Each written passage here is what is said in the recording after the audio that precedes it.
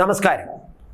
കേരളത്തിൽ പലർക്കും തിരുനെറ്റിയിൽ ചന്ദനം ചാർത്താൻ ഭയമാണ്.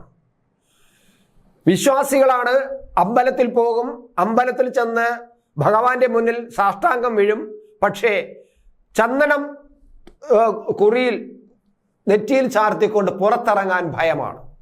അങ്ങനെ ചന്ദനം ചാർത്തി പുറത്തിറങ്ങിക്കഴിഞ്ഞാൽ അവനെ മതേതരവാദി എന്ന് വിളിക്കില്ല, അവനെ വർഗീയവാദി എന്ന് വിളിച്ചാലോ എന്നതാണ് ഭയം.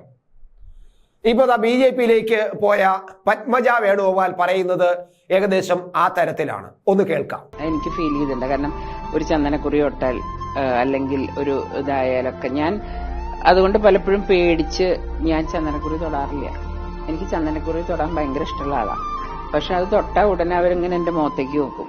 അതുകൊണ്ട് ഞാൻ കഴിഞ്ഞാൽ ഞാൻ പോയി ഉള്ളിൽ പോയി തുടച്ചിട്ട് പുറത്തേക്ക് വരും. പത്മജ തുറന്നു പറയുകയാണ്. അവരുടെ പേര് തന്നെ പത്മജ എന്നാണ്. പത്മജ എന്നാൽ താമര എന്നാണ് അർത്ഥം. കരുണാകരൻ ഒരുപക്ഷെ എല്ലാ കാര്യങ്ങളും മുൻകൂട്ടി കണ്ടിരുന്നോ എന്ന് ചിലപ്പോൾ നമുക്ക് തോന്നിപ്പോകും. കാരണം അത്ര വലിയ ദീർഘദൃഷ്ടിയുള്ള നേതാവായിരുന്നു കെ കരുണാകരൻ, രാഷ്ട്രീയത്തിലും ജീവിതത്തിലും എല്ലാം.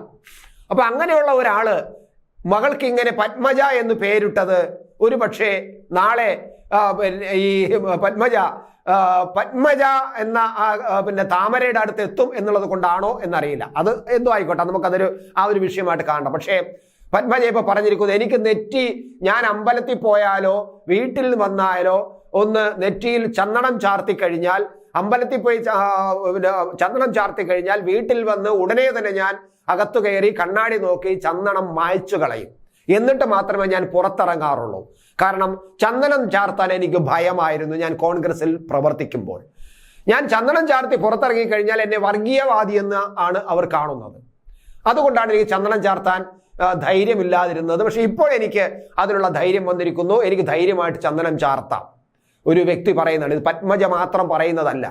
CPM-നകത്ത് നിൽക്കുന്ന കോൺഗ്രസ്സുകാർ മാത്രമല്ല, CPM-നകത്ത് നിൽക്കുന്ന നിരവധി പേരുടെ അഭിപ്രായം ഇത് തന്നെയാണ്.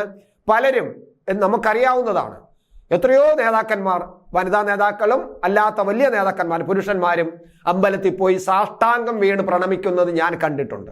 പക്ഷേ അവര് പുറത്തിറങ്ങി കഴിഞ്ഞാൽ, അമ്പലത്തിൽ നിന്ന് പുറത്തിറങ്ങി കഴിഞ്ഞാൽ ഉടൻ തന്നെ ഒരറ്റത്തോട്ട് മൂലയിലോട്ട് പോയി ചെന്ന് ചന്ദനം മായ്ച്ചിട്ട് പോകുന്നതും ഞാൻ കണ്ടിട്ടുണ്ട്. ഇതാണ് ഇവിടുത്തെ മതേതരത്വം, വികലമായ മതേതരത്വം.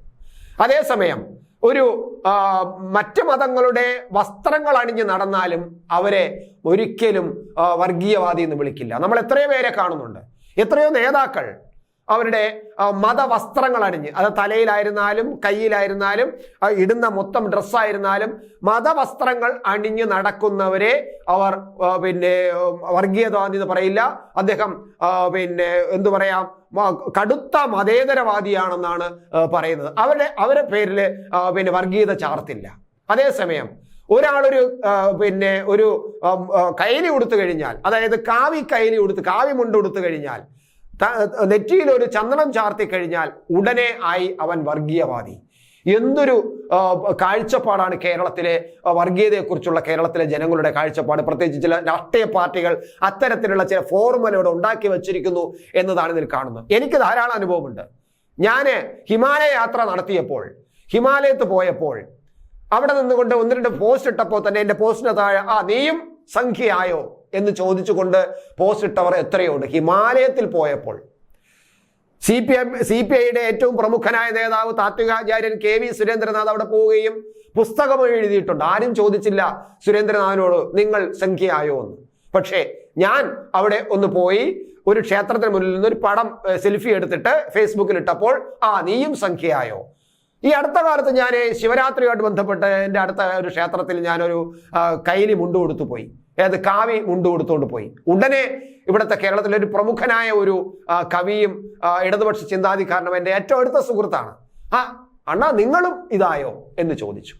ഇതാണ് നമ്മുടെ മതേതരത്വം, വികലമായ മതേതരത്വം. ഇപ്പൊ ഇതാ പത്മജ പറയുന്നത് BJP ദേശീയ തലത്തിൽ ഒരു ആയുധമാക്കി എടുത്തിരിക്കുന്നു. ഈ ലോക്സഭാ തെരഞ്ഞെടുപ്പിൽ ഈ പത്മജ പറഞ്ഞ ഈ വാക്കുകൾ BJP ഒരു കോൺഗ്രസ് എന്നത് ഹിന്ദു വിരുദ്ധമായ വികലമായ മതേതരത്വം കൊണ്ട് നടക്കുന്ന ഒരു പാർട്ടിയാണെന്ന് അവർ പ്രചരണം നടത്തിയിരിക്കുന്നു.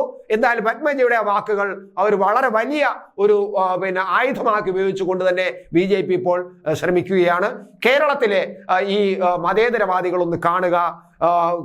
മക്കളുടെ കല്യാണത്തിന് കൂടുതൽ പറഞ്ഞാൽ മക്കളുടെ കല്യാണത്തിന് ഗണപതിയുടെ ചിത്രം, ഗണപതിയുടെ ബിംബം രാവിലെ ഫ്രണ്ടിൽ നമ്മൾ ചെന്ന് കയറുമ്പോൾ തന്നെ അവിടെ വെച്ചിട്ട് പൂവൊക്കെ വെച്ച് നിലവിളക്കം കത്തിച്ച് തൊഴുതിട്ട് മോളിൽ കയറി പോവുകയും അവിടെ കതിർ മണ്ഡപത്തിന്റെ ബാക്കിൽ ഗണപതിയുടെ ചിത്രം വയ്ക്കുകയും ചെയ്യുന്ന സഖാക്കൾ പുറത്തിറങ്ങിയിട്ട് മതേതരത്വം പറയും. എന്നിട്ട് ചന്ദനക്കുറി ചാർത്തുന്നത് മതേതരമാണ് അല്ല എന്ന് പറയും. എന്തൊരു ഗതികേടാണ് ഈ കേരളത്തിന്റെ അവസ്ഥ എന്ന് ആലോചിക്കുമ്പോൾ എന്തു പറയാൻ.